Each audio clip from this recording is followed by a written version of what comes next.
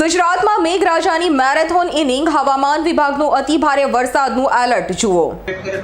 Gujarat state के सारे district cover है जिसमें लाइट टू मॉडरेट रेन का पूर्वानुमान है। और वार्निंग की बात करेंगे तो आज के लिए जहां पर वेरी हेवी रेनफॉल की वार्निंग और साथ में ऑरेंज अलर्ट जारी है वो डिस्ट्रिक्ट है अरावली, पंचमहल, दाहोद, महिसागर, बड़ोदरा, छोटा उदयपुर।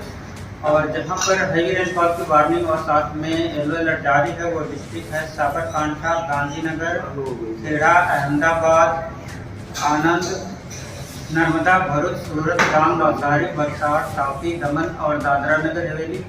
और डे 2 की बात करेंगे तो डे 2 के लिए जहां पर एक्सट्रीमली हेवी रेनफॉल की वार्निंग और साथ में रेड अलर्ट जारी है वो डिस्ट्रिक्ट है बड़ोदरा और छोटा उदयपुर। और इसके अलावा जो डिस्ट्रिक्ट जहाँ पर वेरी हेवी रेनफॉल की वार्निंग है वो डिस्ट्रिक्ट है अहमदाबाद, आनंद, पंचमहल, दाहोद, महिसागर, नर्मदा, भरूच। રેલ જેવી પરિસ્થિતિ થઈ હતી એમાં આપણા સિટીના 6 જેટલા વોર્ડ જેમાં 16 જેટલા વિસ્તાર આવે છે એટલે સિટીનો 35 થી 40% જેટલો એ 1 થી 1.5 લાખની પોપ્યુલેશન ડિરેક્ટલી ઓર ઇનડાયરેક્ટલી એફેક્ટેડ।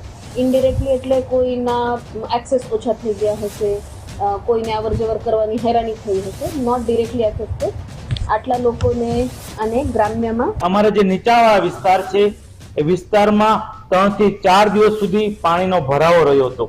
અત્યારે ગઈ રાતની વાત કરું તો લિંબાયત ઝોન છેલ્લો હતો અમારો પાણી ઉતરવામાં।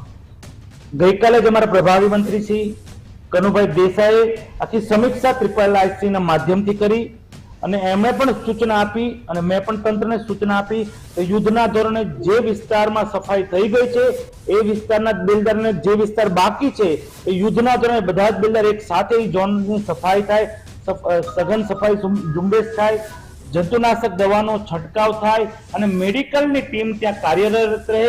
અમારી સિવિલ, અમારી મસ્કતી હોસ્પિટલ, અમારી સ્વિમેર અને તમામ અમારા હેલ્થ સેન્ટરમાં અત્યારે સેવા ચાલુ છે। એટલે એને હલ કરતા પણ સમય લાગે, એનું સર્વે થાય, એ સર્વે થયા પછી એની આખી કામગીરી મંજૂર થાય પછી કામ આગળ વધે। પણ એક વસ્તુ નક્કી છે કે રાજ્ય સરકાર આ દર વર્ષે ઘેડમાં જે પરિસ્થિતિ ઊભી થાય ચોમાસાની સિઝનમાં એ પરિસ્થિતિનો કાયમી ઉકેલ આવે એ દિશામાં કાર્ય કરવા માટે મક્કમ રીતે આગળ વધી રહી છે। જૂનાગઢની મુલાકાતે કૃષિ મંત્રી શ્રી આવ્યા છે ત્યારે તમે કહ્યું કે ઘેડનો કાયમી પ્રશ્ન છે અને એનો અમે ઉકેલ લઈ આવશું, તો 30 વર્ષ સુધી તમે શું કરતા હતા? કાયમી પ્રશ્ન જે તમને આજે જ ખબર પડી? કૃષિ મંત્રી શ્રી, આ ઘેડ વિસ્તારના ખેડૂતો ખોટા લોલીપોપથી થાકી ગયા છે। 29 તારીખે સોમવારે સવારે 10:30 વાગે જૂનાગઢમાં કલેક્ટર કચેરીમાં સમાય નહીં એટલા ખેડૂતો આવવાના છે। તમે જેટલા નાટકો કરવા હોય એટલા કરો। ઘેડ વિસ્તારના ખેડૂતો પોતાના હક અને અધિકારની લડાઈ કરવા માટે આવશે। તમારે આ પ્રશ્નનું નિરાકરણ લઈ આવવું પડશે, એના માટે ખેડૂતો તમને મજબૂર કરશે। કામગીરીમાં ખૂબ મોટા ભ્રષ્ટાચાર થયા, સાથે પાછલા 10 વર્ષમાં 1000 કરોડ રૂપિયાના વરસાદી કાસો મળ્યા। અમારી માંગણી છે કે આ જે 1000 કરોડના કામ થયા, જે પ્રી મોન્સૂનની કામગીરી થઈ તેના પર વિજિલન્સ તપાસ થવી જોઈએ। તમામ વિસ્થાપિતો 3 દિવસથી પોતાના ઘરની બહાર છે તે લોકોને કેશ ડોલ મળવું જોઈએ। સમગ્ર માનવ સર્જિત જે પૂરની દુર્ઘટના થઈ છે એના પર એક ઇન્ક્વાયરી બેસાડવી જોઈએ। અને હવે છેલ્લા હું તો 50 વર્ષથી જોતો આવ્યો છું કે લીંબડીમાં ભ્રષ્ટાચારની બુનિયાદ ત્યારે તેની વધતી જાય છે। આ રોડ ઉપર કોવિડ થયા પછી અઠવાડિયામાં હજી પણ અકસ્માત થાય ને મૃत्यु। इसमें एक क्रैक्स डेवलप हुआ, हमें इसको रात में ही पता चल गया था। शाम में हम लोगों ने इसको शाम में जब पता चला तो हम लोग ट्रैफिक कम हो जाता है रात में, तो डेट के इसको हम लोग रात में चालू किया।